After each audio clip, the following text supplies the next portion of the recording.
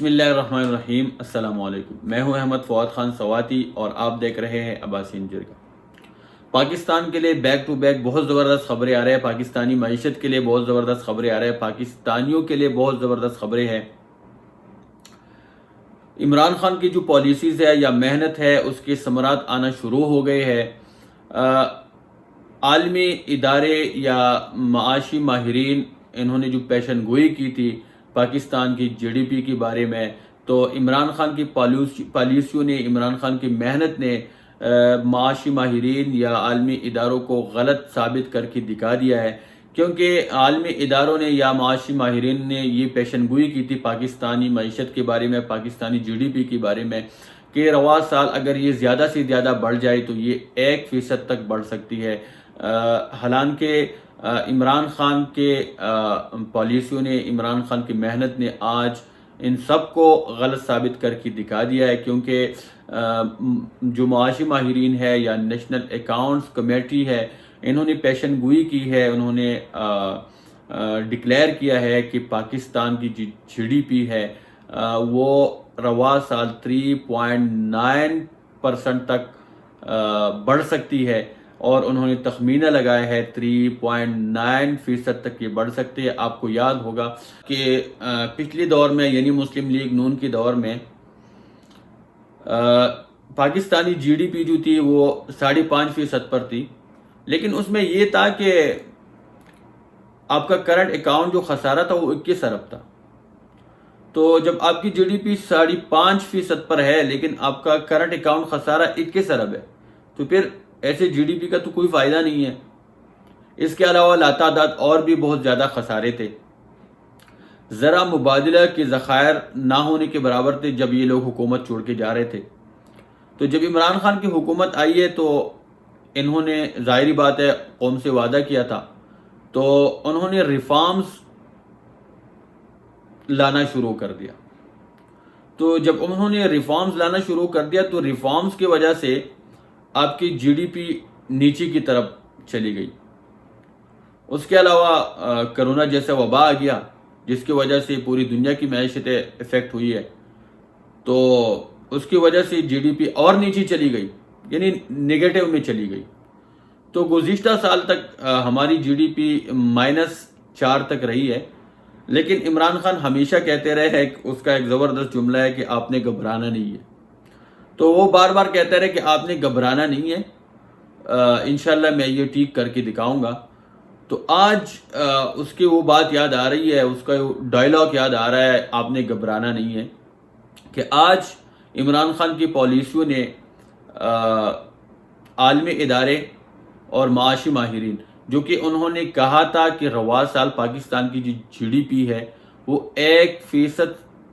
سے زیادہ اس میں اضافہ نہیں ہو سکتا، تو عمران خان کی پالیسیوں نے عالمی ادارے اور معاشی ماہرین کو غلط ثابت کر کے دکھا دیا۔ اس کے ساتھ ساتھ ظاہری بات ہے کہ جب ملک کی جی ڈی پی میں اضافہ ہوتا ہے تو اوور آل معیشت میں بھی اضافہ ہوتا ہے۔ اگر ہم 3-4 مہینے کی بات کریں تو 3-4 مہینے پہلے ہماری معیشت تھی 263 ارب کی، اب وہ جب تخمینہ لگایا گیا ہے تو وہ 296 ارب کی ہے۔ تو یہ بھی بہت زبردست خبر ہے، بہت زبردست ڈیولپمنٹ ہے پاکستانیوں کے لیے، پاکستانی معیشت کے لیے بہت اچھی خبر ہے۔ اس کے علاوہ جو بیرونی ملک پاکستانی یا اوورسیز پاکستانی جو باہر کام کرتے ہیں، جو ریمیٹنسز بھیجتے ہیں، جو ترسیلاتی زر ہے، اس میں ہر مہینہ اضافہ ہوتا جا رہا ہے، ریکارڈ اضافہ ہوتا جا رہا ہے۔ وہ جو بیرونی ملک پاکستانی ہے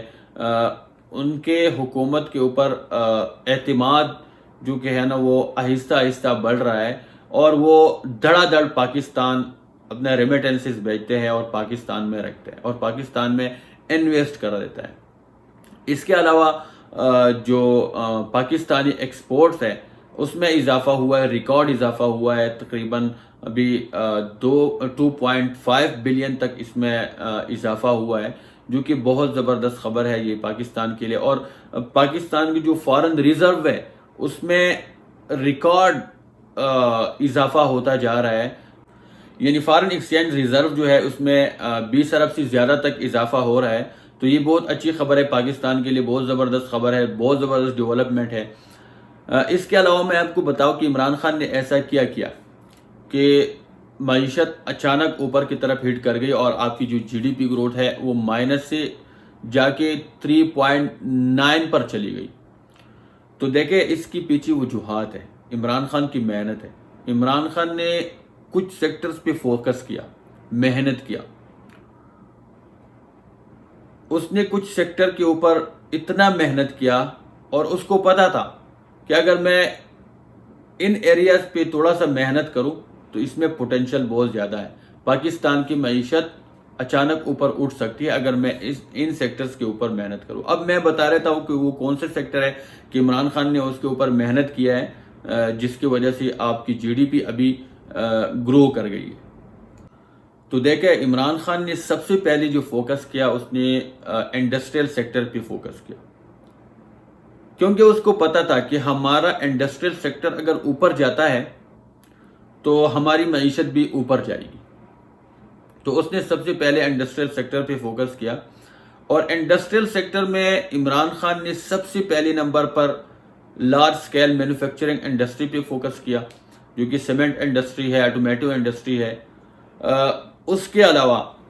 عمران خان نے دوسری نمبر پہ فوکس کیا کنسٹرکشن انڈسٹریز کے اوپر، کیونکہ کنسٹرکشن انڈسٹریز ایسی انڈسٹریز ہے کہ اگر یہ چل پڑتی ہے تو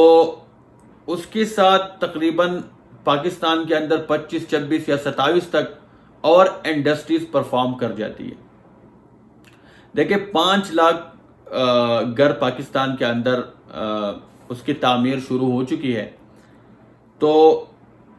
اس کی ساتھ ساتھ اب اگر آپ گھر بناتے ہیں تو اس میں سیمنٹ بھی چاہیے ہوتی ہے، اس میں پلمبنگ کا کام بھی چاہیے ہوتا ہے،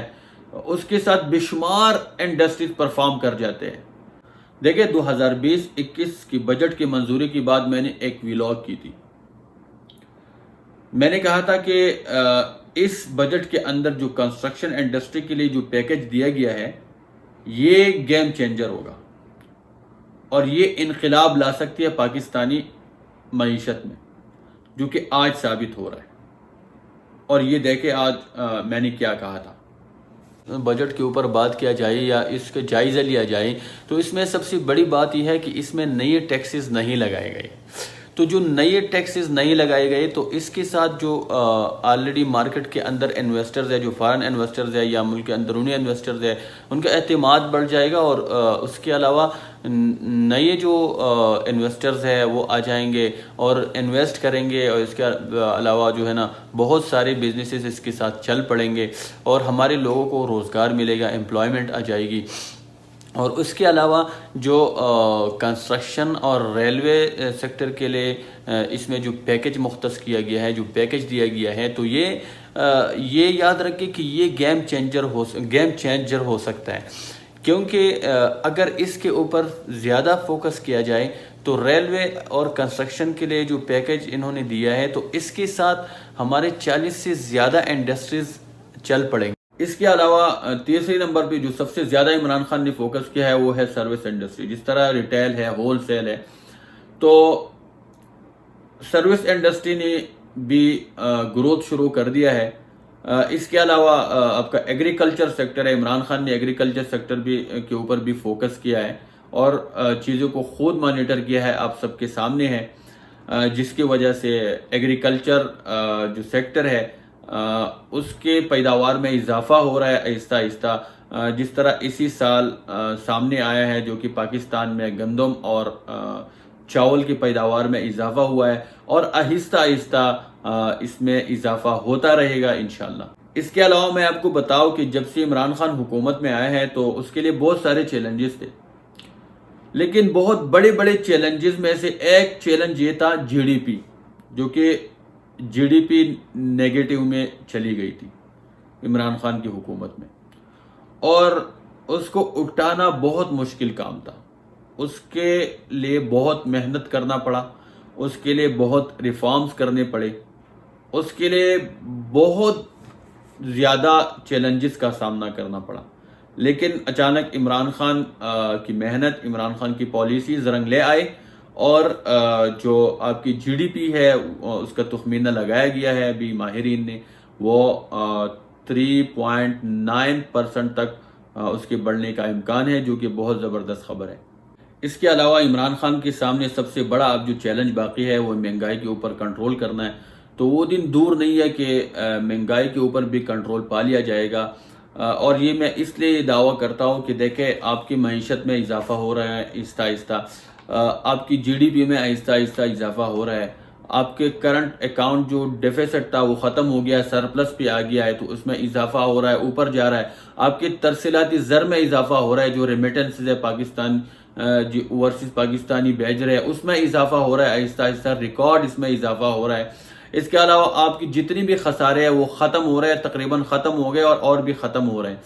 آپ کی اس کے علاوہ انڈسٹریل سیکٹر آپ کا بڑھ رہا ہے، انڈسٹریز چلنا شروع ہو گئی ہے۔ اس کے علاوہ آپ کی جو ایکسپورٹس ہے وہ بڑھنا شروع ہو گیا ہے، تو ظاہری بات ہے جب یہ چیزیں آہستہ آہستہ بڑھ رہے ہیں تو اس کے ساتھ امپلائمنٹ بھی آ جائیں گے، لوگوں کے پاس پھر روزگار آ جائے گا، تو انشاءاللہ آہستہ آہستہ یہ چیزیں بیلنس ہو جائیں گے، اور پاکستان انشاءاللہ اب ترقی سے کوئی نہیں روک سکتا۔ پاکستان زندہ باد۔